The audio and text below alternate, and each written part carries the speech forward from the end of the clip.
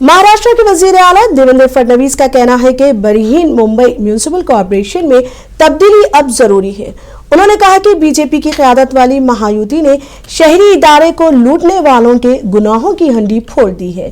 फडणवीस ने शहर में दही हांडी की तकरीबात में शिरकत के बाद मीडिया से बात करते हुए कहा कि महायुति हुकूमत ने शहर की तरक्की की शुरुआत की है।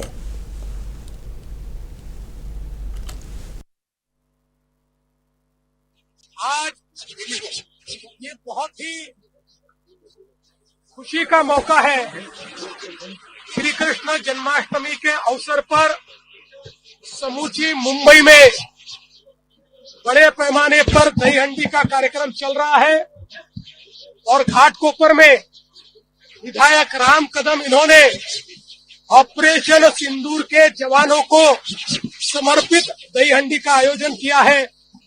ऑपरेशन सिंदूर में प्रधानमंत्री मोदी जी के नेतृत्व में हमारे सैनिकों ने पाकिस्तान के पाप की हांडी को फोड़ा और अब यहाँ पर उन्हीं सैनिकों को सलाम किया जा रहा है।